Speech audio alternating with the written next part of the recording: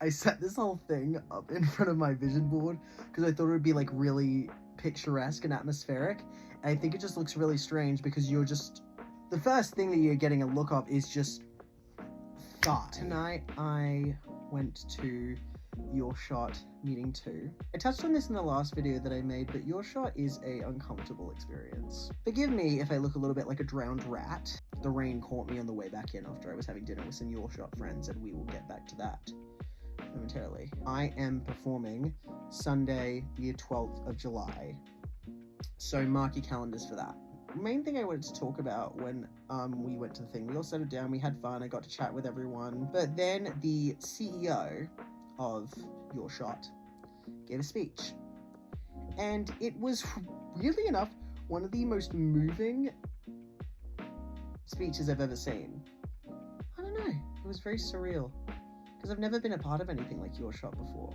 I mean, I got into Your Shot because one day I was perusing Instagram and there was this random ad for this DJ comp and I was like, lol, that would be so funny if I applied and got in for that, so there you go. But I was not in a good place at the time when I applied for Your Shot. My life didn't feel like it had much direction. I had a lot of mental health problems at the time that I still do. Also helped contribute that I was an apt complainer, that I felt like gay clubs in Perth weren't serving cunt in the way that they needed to anymore. That space slowly started getting filled up with a culture that I feel like already has representation. And this isn't to say that those spaces aren't beautiful and impactful and have contributed so much to art and music.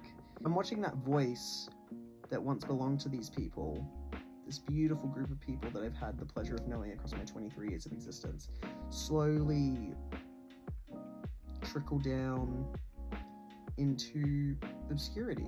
I enjoy obscurity. Obscurity is a beautiful part of the queer community, but when is it nightlife, especially in a place like Perth, going to get to a space where that queer people can just feel safe dancing and listening to music? I have this purpose and I see an issue, this gap in the market, then why didn't I just do my darndest to fill it? Everyone has their own story at Your Shot. Everyone has their own reason why they're there. Some people are there for shits and gigs. Some people are there to make friends. Some people are there to add some sort of padding to a space where they don't feel themselves seen in. I suppose I'm there by a mixture of the three. It was just it was a beautiful thing watching the CEO look at all of us and say that we are all special and that we're all important. I'm trotting down a path that I have always wanted to go down, that always felt like it was for somebody else to achieve, not me.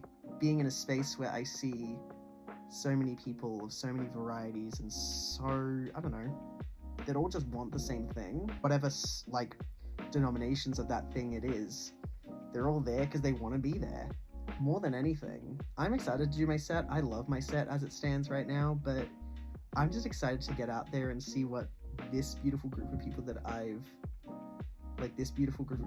made friends with, what they're gonna do. Whether it's on the Saturday and I'm absolutely blasted, blackout drunk, screaming at all of their sets, whether it's on the Sunday when I'm performing myself. To get to be a part of this family, because that's what it is at the end of the day, it is a family. It's pretty cool. I plan on being an absolute...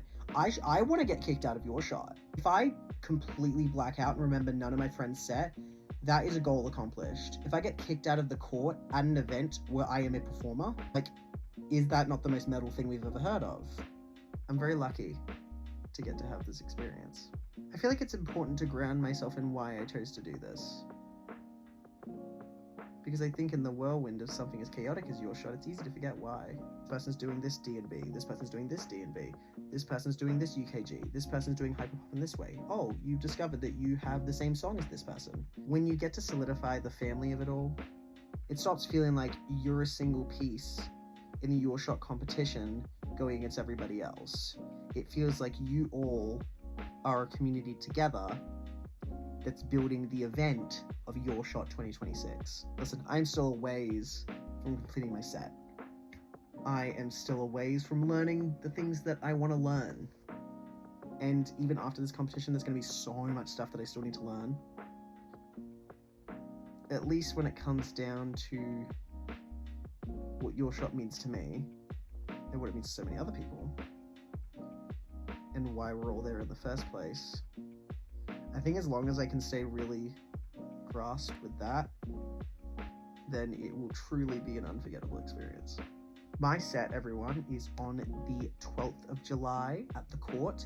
There will be a link to tickets in the caption and also in my bio, and use code CherylWhiskey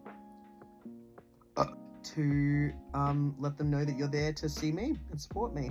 But I will say, my set is not designed for the weak. My set is going to be 18 plus. My set is going to be very raunchy, very slutty, very lewd. And if you're not there to shake your titties from side to side and let your cocks bounce, if you're not there to pot your pussy to the nth degree, then maybe it's not the place for you. But the reason it might be the place for you, if you're into hot goss starting, I have a very special announcement that I will be making at the end of my set. So if you want to know what that is and want to experience that live, I just want to be there. But thanks for listening, though. Much love.